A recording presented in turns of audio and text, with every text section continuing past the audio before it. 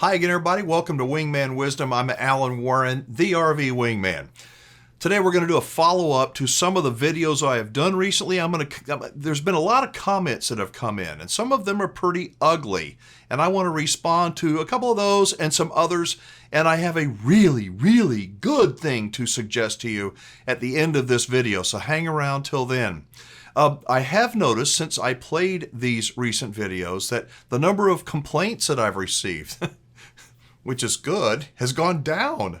But I have to think that some of the reason is because negative comments that people have made, or maybe there's a feeling of embarrassment. I don't want you to feel embarrassed.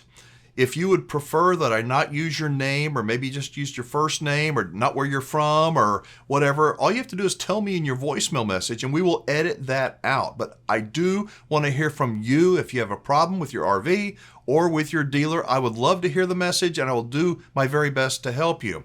So to go back to the comments that some people made, some of them were really ugly, and essentially saying that the people that I played their phone calls, they were stupid. And I disagree. I think that the people were not stupid. Most RVers, smart RVers, are not stupid. RVers that buy RVs and make mistakes, they're not stupid for the most part. They're ignorant. We have all been ignorant. We are all ignorant in certain things in our life. We just aren't smart enough to even know it yet. And so many of these people put their faith, it was unwise to do so, but they put their faith in an RV dealer that just destroyed their dreams. And so the reason I play these calls is not to embarrass anybody. It's to try to get you to go, wow, I need to take my time. I need to make the right decision going into this deal and every day thereafter. So here are some comments.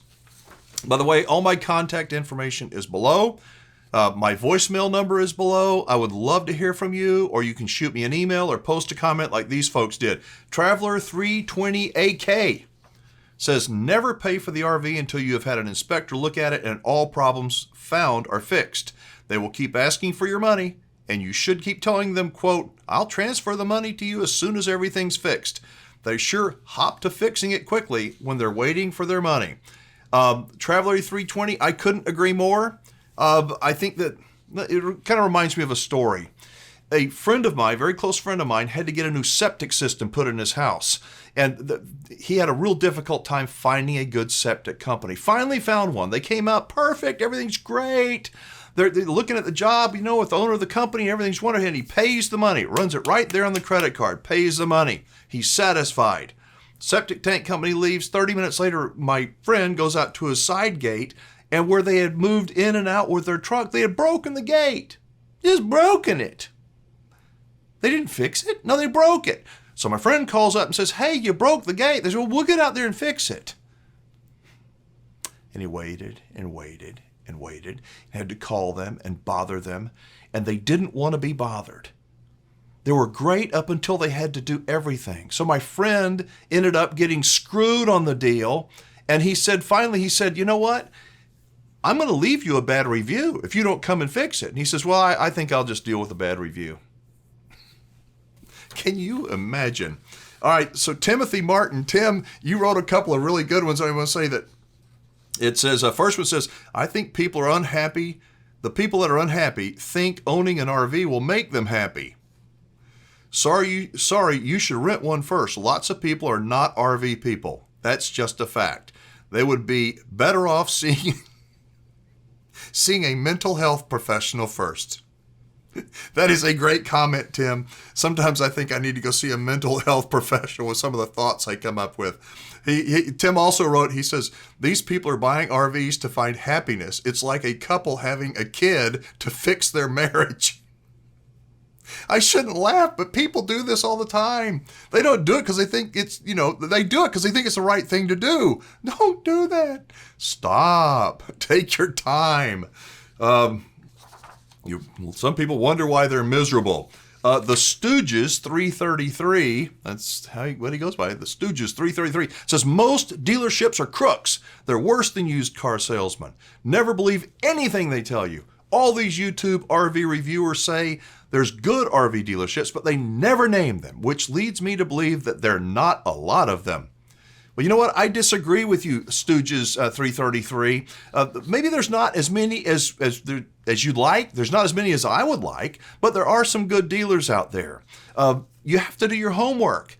The easiest way, I mean, it's a fast way and a way that I think that you can trust. The dealers that I do business with, and many of them are listed in the description below, they will take care of you. They don't want to sell you one RV. They want to sell you an RV for the rest of your life. Every few years that you're going to fall in love with that dealer and the service they provide. So those people are down below. That's the easiest way. The next easiest way is to do your homework and be responsible for your decisions. Wingman, that's what he goes by, Wingman, says, I hear these phone calls and all I can do is shake my head. If you're not capable of doing a general inspection on an RV, if you fail to do a full inspection prior to delivery, if you're not smart enough to hire a professional inspector, if you can't do it yourself, or you cannot do general maintenance on an RV, RVing isn't for you. These people are the ones leaving all the negative comments about how bad the RV experience is. You don't often hear from the people that have a great experience because they know what they're doing and are doing everything right. It may sound mean, but you reap what you sow. So my takeaway on that is, you're right, Wingman, you really are, that even the smartest RVers learn along the way. As I said, most people are not stupid. They're not. You may look at them and go, man, that's so stupid. It's not that they're stupid. They just haven't lived long enough. They haven't experienced what maybe you have experienced or I have experienced. So, ignorance can be fixed. Stupidity, not so much. Here's a really good one. This is the best one of all. If you have a problem with your RV dealer, and it's not a $100,000 problem or a $50,000, it's a small problem, but it's a problem. It's a real issue, and you can't really afford to go to a lawyer. WGBJD says, listen to this, learn how the small claims court system works in your jurisdiction, including claim limits. For me, I've done this. The limit where I live is $10,000. So if it's up to $10,000, the small claims court can get you right in. I mean, and it's easy. You represent yourself. He says, including claim limits and how to put together a bulletproof case. It's not that complicated. You don't normally need a lawyer. Document everything. How many times have I said that? Document everything from day one with photos of the issue, contemporaneous notes of all your interactions with your dealer and or manufacturer. Acquire, pay for some highly credible expert evidence. For example, the most reputable RV tech in the county, blah, blah, blah, to back up your claims. Once these RV businesses are served with a professional-looking claim, they'll usually have a sudden change of heart. Of course, you must first be professional and give them every reasonable opportunity to rectify your complaint, but don't let anybody give you a deliberate runaround. These businesses don't want court judgments against them because it can destroy their reputation in a big hurry. Small claims filing can really move along quickly, and you won't be exposed to ridiculous legal fees or in the event of a loss, the defendant's costs. I think that is a great idea. Wonderful idea. It's always a pain to do something like this. But if you have no other recourse and you've been professional and you've documented everything, the chances of you winning at least something back in small claims court, I think, are pretty dang good. Finally, thank you to everyone. Everybody who's made comments, left me voicemail messages, sent me emails. I appreciate each and every one of you. I listen to every message, read every email, and I spend about an hour a day trying to get back to as many people as I can. If you have a problem with your RV or your RV dealer, call me, leave me a voicemail message. If you don't want me to use your name or your first name only or whatever, let me know.